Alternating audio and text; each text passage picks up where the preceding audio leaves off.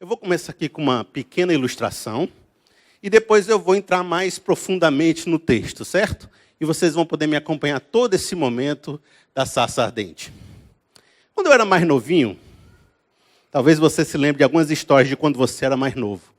Eu tinha um amigo muito querido no colégio e a gente brincava assim, todo final de semana, dava sexta-feira, eu nem voltava para casa, eu já ia para a casa dele para ficar dormindo até no sábado, no domingo. E uma das brincadeiras que eu gostava de fazer com ele era a Missão Impossível.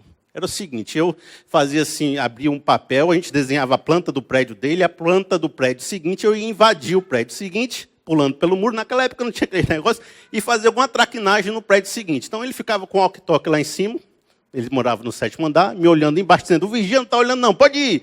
Aí eu botava aquela camisa aqui na cabeça, que o pescoço ficava aqui no zóio, né? A malaclava aqui, ficava o ninja, porque naquela época tinha uns ninja americano, muito filme de ninja, né? Não tinha? Aí eu saía correndo, pulava o muro, saía lá, pregava alguma coisa na parede lá do outro e voltava. O vigia me viu, saiu correndo, depois ele ficou pelo prédio procurando quem eram esses meninos que estavam entrando. E a gente bem caladinho para não apanhar, né? A gente ficava lá, fazia aquele movimento todo, e ele era o cara mais estudioso do colégio.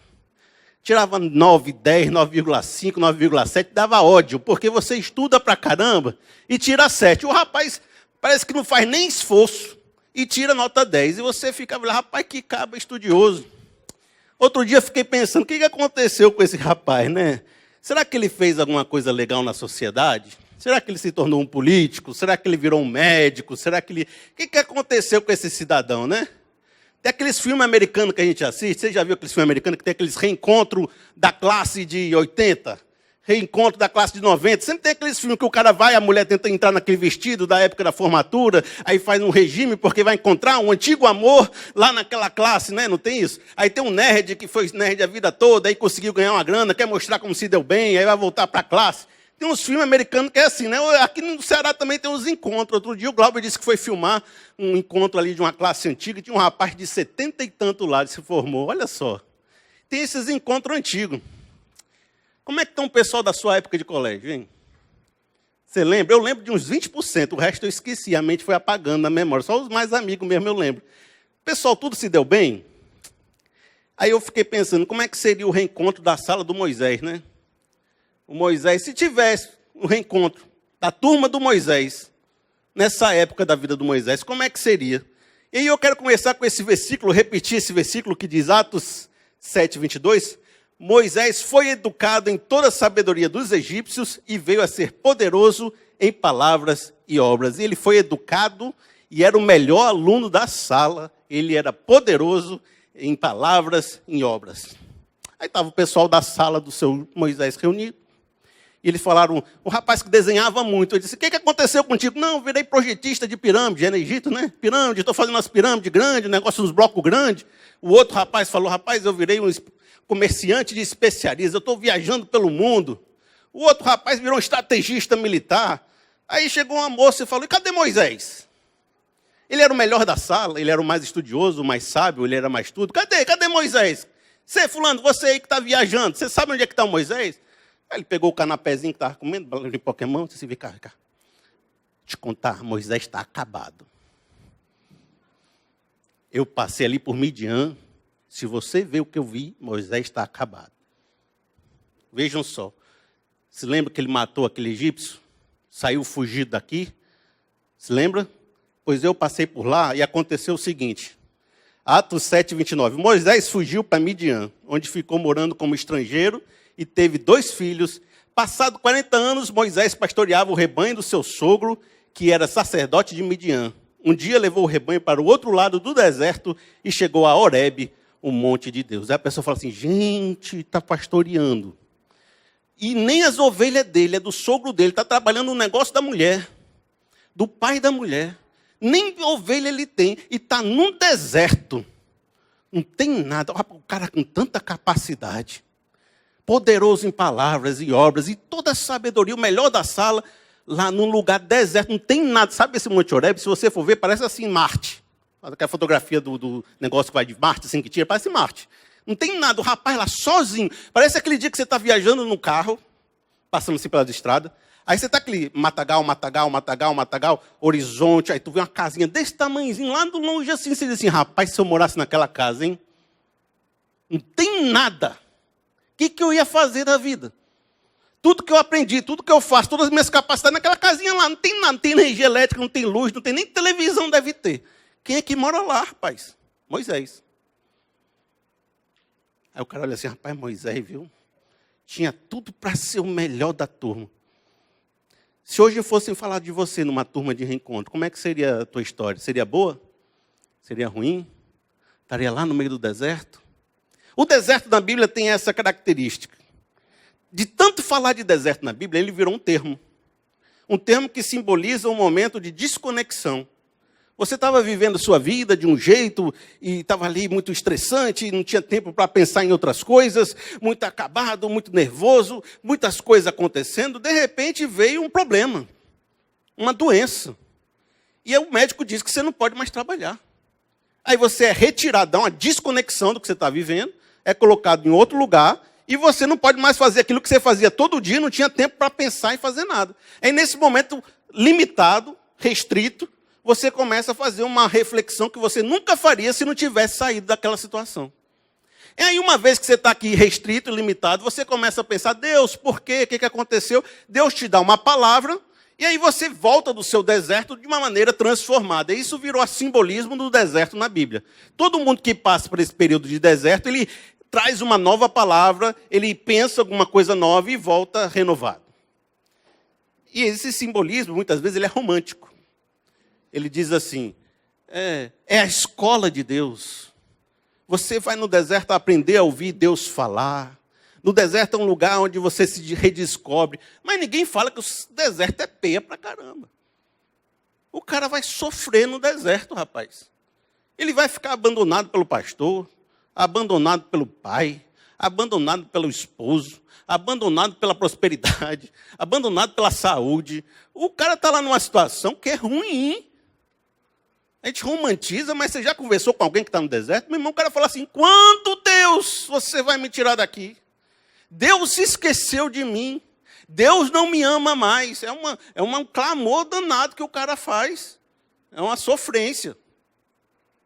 O deserto não é um momento de alegria. Não é um momento que a pessoa fica feliz, alegre. Não é fácil passar por esse momento. Nos sentimos abandonados, como se Deus tivesse esquecido de nós. Uma vez...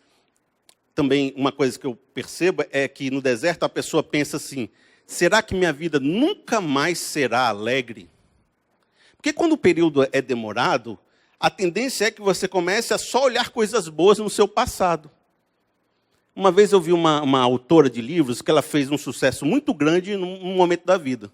Ela tinha vários livros, ela vinha ali naquele sucessozinho razoável, ninguém muito conhecia ela, mas também vendia os livrozinhos. Estava aqui, né?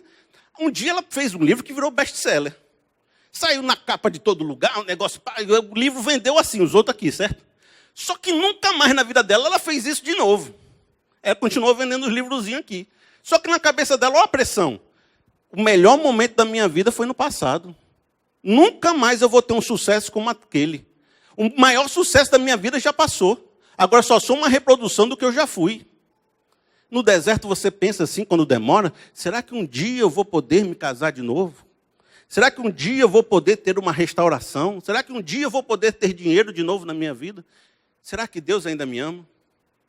Então veio uma experiência fantástica que eu queria compartilhar com vocês em Êxodo 3, que aconteceu a experiência da sarça. Diz assim, Êxodo 3, 1, continuando, olha só. Um dia levou o rebanho para o outro lado do deserto e chegou a Horebe. Moisés levou o rebanho para esse local. Ali, o anjo do Senhor lhe apareceu numa chama de fogo que saía do meio de uma sarça. Moisés viu que, embora a sarça estivesse em chamas, essa não era consumida pelo fogo. Que impressionante, pensou. Por que a sarça não se queima? Vou ver isso de perto. O Senhor viu que ele se aproximava para observar, e então do meio da sarça o chamou. Moisés, Moisés, eis-me aqui, respondeu ele. E a primeira lição, logo de cara, que eu quero trazer para vocês é essa. Por maior que seja o deserto, Deus sabe exatamente onde você está. Porque naquela casinha lá que você diz, quem é que mora naquele negócio? Deus está lá. Às vezes a gente fica achando que para falar com Deus tem que ir para um culto especial. Tem que ir para fazer algum tipo de método, algum tipo de barganha, algum tipo de campanha de 7 encontros, que no final do 7º encontro ele vai falar contigo. De alguma forma você acha que tem que fazer algo para Deus falar contigo, mas quando Deus quer falar, ele fala nem que seja lá no deserto mais profundo, onde ninguém sabe que você está. A gente faz uma série de coisas, série de artimanhas, série de motivos para fazer com que Deus fale, mas quando Deus quer falar contigo, ele não precisa de nada disso. Por isso não fique também querendo forçar a voz de Deus.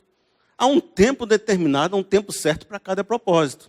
Na hora que Deus quiser te tirar da sua situação, na hora que Ele tiver um propósito para você, Ele vai falar com você. De outra forma também, uma coisa que você deve perceber, é que nesse encontro, o Moisés, ele percebeu a sarça. Vocês leram comigo? Ele estava aqui andando, olha só que curioso, ela está se queimando, mas não se consome. Eu vou lá para perto, eu vou observar esse negócio. E na hora que ele estava chegando perto, o que o texto diz? Deus, vendo que Moisés estava chegando perto, falou com ele. Ou seja, muito menos você tentar fazer uma manifestação para ver se Deus fala, e muito mais tentar perceber onde Deus está falando no meio da sua vida. Porque às vezes Deus está falando lá no seu trabalho, e não naquele culto. E lá tem uma sarçazinha queimando. E você está passando todo dia por a sarça e não está olhando. Mas num dia você fala, o que é esse negócio aqui? Essas coincidências da vida. Aí você chega perto assim, quando você chega perto, Deus começa a falar no teu coração. Começa a dar uma palavra para você.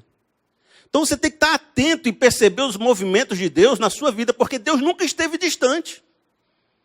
Se Ele sempre está com você, se Ele nunca está distante, então Ele está falando em algum lugar próximo a você. No entanto, também, agora mais um senão, tem que tomar cuidado com o seu coração.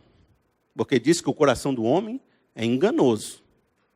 E olha só, eu tenho uma experiência que pode ser parecida com a sua. Quando eu vou no self-service, eu não sei fazer meu prato. Porque é tanta opção. Eu boto feijão com peixe, aí depois misturo com lasanha, aí fica aquele negócio assim, e uma salada do tamanho do mundo, porque eu vou botando o que eu quero. Mas nem sempre o que eu quero botar no prato do self-service é o que eu precisava comer. Se eu for guiar a palavra de Deus pela minha cabeça, eu vou fazer meu prato uma bagunça danada. Nem sempre o que eu acho que Deus está falando é o que Deus está falando. Nem sempre o que eu vou no self-service, porque o mundo virou um self-service.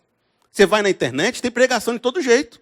E tem gente que vem aqui no culto hoje, na terça está lá no R.R. Soares, né? Na quinta está na Videira, no outro dia está na Nações, no outro dia está na internet. Quando vê, ele foi no self-service. Só que ele pegou um pouquinho de cada um e misturou peixe com feijão. Mas será que é tudo isso que você precisa? Será que você não está juntando e fazendo uma salada mista e está levando um prato que vai custar R$40 e você nem vai gostar porque fez uma mistura danada? O cara vai na internet e digita, porque às vezes eu tenho lá meu YouTubezinho, às vezes aparece o que o cara digitou, sabe? E o cara digitou assim, quero ouvir uma palavra de vitória para hoje. Então o cara vai na internet e diz assim, quero uma palavra de vitória para hoje. Aí vai passando assim, essa aqui, aí escuta. Aí depois ele chega em casa e diz assim, fulano, Deus me deu uma palavra hoje. Qual foi? Disse que eu vou ter vitória hoje. E como é que foi isso? Não, eu estava na internet e apareceu o vídeo. O cara procura a palavra, recebe a palavra e diz que foi Deus que enviou. Porque você está procurando a palavra. O mais interessante dessa sarça, qual é? Ela tinha o nome do Moisés. Moisés, Moisés. Eu estou falando, é para você. Não um chamado genérico. Não é para qualquer um que está passando aqui na sarça, não. Estava passando Joãozinho, aí viu a sarça, aí ele virou o libertador do Egito, não. Não era uma mensagem genérica, onde todo mundo acha que Deus está falando. Não, tinha um nome. Tinha um envelope escrito Moisés. Essa carta é para Moisés. Se outra pessoa ler, não é para você. Então, às vezes, quando Deus fala, tem um endereço. Não é porque Deus falou para qualquer um que estava no Monte Horebe. Olha só o que diz a palavra de Deus, aqui no Êxodo 37:17. O Eterno respondeu a Moisés, está bem, será como você disse. Eu também farei isso, pois conheço você muito bem e você é especial para mim.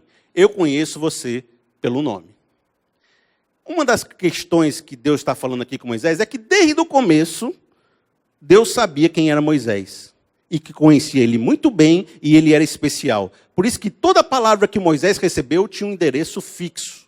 Não era a palavra genérica. É importante que você saiba que a sua sarça tem um endereço fixo para você, e não é qualquer palavra. É como uma prescrição médica. Você tem a alimentação certa para comer. Você vai dizer, você vai comer isso no café da manhã, isso no almoço. Você não vai chegar no self-service e pegar qualquer coisa. Tem um endereço para você. E o que foi que essa carta falou? Olha só, no Êxodo 3, a gente vai descobrir isso, que diz, o clamor dos israelitas chegou a mim, e tenho visto como os egípcios os oprimem. Vá, pois, agora eu os envio a Faraó para tirar do Egito o meu povo, os israelitas. Moisés, porém, respondeu a Deus. Olha só o que Moisés respondeu. Quem sou eu para apresentar-me ao Faraó e tirar os israelitas do Egito? Uma coisa que a gente aprendeu hoje foi, Deus não se esqueceu de você. E a outra coisa que a gente vai aprender agora é que Deus ainda tem planos para você. Porque há um sentimento no deserto de que você perdeu o seu valor. De que você não tem mais capacidade de fazer nada. No entanto, você vai observar que há um Deus grande, há uma grande manifestação que é a sarça, há uma grande missão, mas um homem que diz, quem sou eu? Vocês se lembram que 40 anos atrás, ele achava que ele ia ser o libertador do Egito. Passou 40 anos no deserto, agora o rapaz ficou humilde. Um deserto faz uma humildade no coração de algumas pessoas, né? Aquele cara arrogante passou assim uns tempinhos no deserto, volta humilde, rapaz. Legal com a família, dando abraço em todo mundo. É um deserto faz na vida de uma pessoa. E Moisés falou, quem sou eu? Pai, Deus, eu até entendo que teu envelope está com o meu nome. Mas você errou a pessoa. Errou a situação. Eu não tenho um exército. Eu estou com 80 anos de vida. Eu já não falo tão bem como naquela época. Eu já estou aqui meio gaguejando. Eu estou numa situação que não tem condição. Você errou, Deus. Não sou eu. Não sou eu que estou levando esse fardo. Olha só o que ele fala em 4:13. Esse aqui é mais pesado. Ó. Respondeu-lhe, porém, Moisés, Senhor, peço-te que envies outra pessoa. O cara não queria ir. Ele disse, rapaz, libertar do Egito? Você está entendendo que é uma nação com um exército poderoso, tamanho do grande? Você está vendo eu aqui no meio do deserto, com os carneiros que não é nem meu. 80 anos. Senhor, você errou. É outra pessoa. Não tem nada a ver comigo. Senhor, não é assim que acontece com a gente? Deus sempre dá uns desafios maior que nossa capacidade de realizar. E a gente fica com uma certa dúvida se foi Deus mesmo que falou, ou se é coisa da nossa cabeça. Às vezes Deus pede assim, rapaz, vai lá ajudar aquela situação, vai lá levantar aquele ministério, vai lá fazer aquela força, e você diz, eu, Deus, tanta gente mais competente nesse mundo para fazer aquilo funcionar. Você está querendo que eu vá fazer isso? Uma vez eu falei com um amigo meu, porque nessas horas você há de convir. Se você fosse Moisés, você aceitava? Você vai enfrentar o maior império do mundo. Aí Deus fala, vai lá libertar meu povo. O que você falava? A gente costuma dar umas lenhadas no Moisés, né?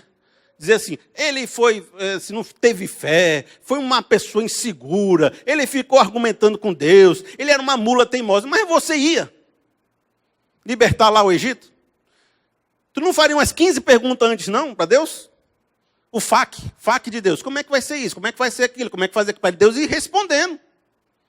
Uma vez eu estava com uma questão jurídica para resolver. Nunca fui no tribunal. Tem um advogado aqui que passa o dia lá. Glória a Deus, mas eu nunca fui. Né? É que nem, né, a pessoa chegar assim e falar assim, o rapaz lá da igreja falou que se não der o dinheiro, o devorador vai na minha casa. Eu estou morrendo de medo. Aí fala comigo, eu entendo do assunto e eu tiro o medo da pessoa, não é? Aí eu fui no tribunal, eu achando que o mundo ia cair na minha cabeça. Eu não entendo nada. Fui falar com quem? Com um amigo advogado. Né? Aí fui falar advogado. Aí um amigo advogado era aqueles que explica a coisa bem explicada, né? Porque tem aquele que fala, não, deixa para lá. Aí você continua com medo. Mas esse não, esse assim gasta tempo. Aí foi falar, não, rapaz, deixa eu te explicar, vai acontecer isso, no dia tal vai acontecer aquilo, aí você vai se encontrar, vai acontecer aquilo outro, aí vai fazer isso. Aí foi explicando, aí tudo que eu perguntava, ele tinha uma explicação desse tamanho, foi 40 minutos. No final ele ainda disse assim, tenha calma, Felipe, advogado não vai faltar para você. Aí eu desliguei o telefone assim, já na bênção, eu ganhei. Tá, a vitória tá minha, o negócio tá bom. Ô, glória a Deus. Eu saí de uma situação de aflição para uma situação de confiança. Por quê? Porque eu conversei com alguém que entendia do negócio e sabia o que estava falando. Nessa hora, então, a gente vai perceber que a sarça não é uma visagem. Porque a gente acha que a sarça foi uma visagem, né? O cara passou, oh meu Deus, o que aconteceu? Já fui. Não, a sarça foi uma conversa. Entendeu? Onde Deus foi conversando com Moisés e tirando todas as dúvidas dele para ele ganhar confiança. Olha só os tipos de pergunta que Moisés fez. E se me perguntarem quem te enviou? E se eles não acreditarem em mim? Vou conseguir convencer as pessoas? Será que vou ter competência suficiente para esse projeto? Eu sou pesado de língua. E se eles não acreditarem? E se isso acontecer? Aí Deus foi fazendo toda uma conversa com Moisés. Aí foi, pega esse cajado aí, vamos fazer um treinamento, Moisés. Vai, pega, joga o cajado. Aí Moisés jogava. Aí, agora pega de novo a cobra, cadê a cobra? Aí pegou a cobra. Treinamento de novo, treinamento, treinamento, vai. Foi treinando o cara, foi fazendo um coach, né? Um coach com Moisés. Vamos aqui, Moisés, deixa eu treinar você, porque você vai chegar lá, você vai ser arrasando esse negócio. E o cara que era inseguro, começou a ficar confiante. Porque teve uma boa conversa com Deus. E, meu amigo, você tem que ter umas conversas com Deus. Você está meio angustiado com algumas coisas na sua vida, com o seu deserto? Talvez seja porque você não andou conversando com Deus. E por isso que a oração é tão importante. Não é só para pedir as coisas, não. A oração é o momento onde você vai falar com Deus, para Deus começar a te explicar as coisas da tua vida. E você lá, Deus, como é que é essa situação?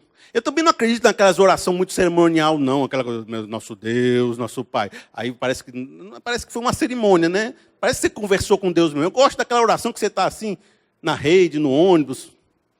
Mas daí é que negócio, Deus. Aí, se eu fizesse isso? Não é possível, não. Aí você fica assim, matutando.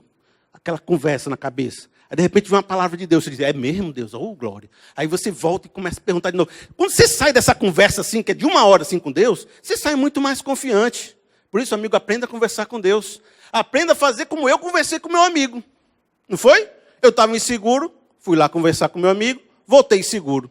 Você está inseguro, você vai lá conversar com Deus, você volta seguro. E Deus é seu amigo. Olha só o que diz a palavra de Deus em Êxodo 33, 11. O Senhor falava com Moisés face a face, como quem fala com seu amigo. Deus é seu amigo. Ele quer conversar com você como quem conversa com um amigo. Para que quando você saia da conversa, você saia mais seguro do que ele pediu para você fazer.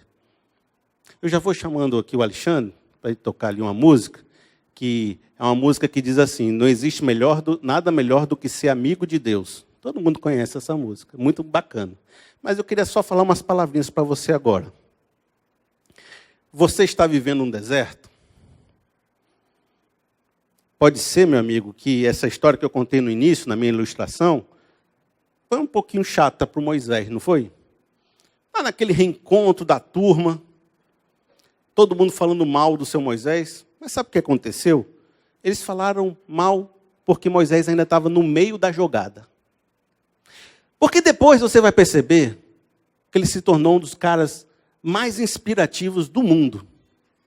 E que ele libertou e fez uma obra que até hoje é filmada, escrita e recontada em todos os lugares. E está na Bíblia, é o livro mais vendido do mundo. Talvez se aquele pessoal do colégio se reunisse agora e perguntasse, cadê Moisés? A história era outra. Por isso, amiga, a sua história pode estar ruim hoje. É porque ela está no meio ainda. Deus ainda tem coisa para fazer na tua vida, na tua história. E quando for lá na frente, as pessoas forem falar de você, vão dizer, rapaz, tu precisa ver o que Deus fez na vida daquela pessoa e o que Deus fez através da vida daquela pessoa. Por isso, meu irmão, confie que Deus é seu amigo. Nosso Deus e Pai, que bom ter você como amigo, Deus. Que cada um aqui, Pai, possa receber consolação necessária para os seus desafios da vida. Se alguém está vivendo um momento de deserto, Senhor Deus, faz uma revelação especial para essa pessoa. De forma que no meio da sua semana ele perceba uma sarça ardente no seu caminho. Ele sinta curiosidade de se aproximar. E quando ele chegar perto, o Senhor fale com o seu coração. E lá no momento dessa palavra, ele perceba que ele nunca esteve sozinho. Que Deus sempre estava com ele. Ele perceba também que ainda há planos maravilhosos de Deus para a sua vida e para a sua jornada. E que no final das contas, a vitória virá, porque Ele é Deus na sua vida. Não por causa das suas forças, das suas capacidades, das suas circunstâncias, mas porque Tu, Deus, se manifestou na tua história.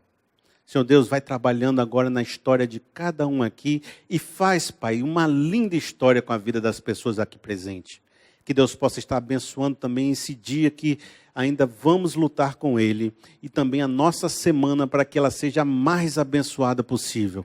Se alguém tem algum problema de saúde, Senhor Deus, vai dando esperança, consolação e cura, Pai. Se alguém tem algum problema na família, vai restaurando esse casamento, restaurando a amizade com os filhos, Pai. Vai dando entendimento entre os cunhados, os amigos, os irmãos, os primos, que todos sejam reconhecidos como uma família de Deus. Assim eu peço que o Senhor esteja conosco ainda por mais essa semana, em nome de Jesus. Amém. Amém, pessoal.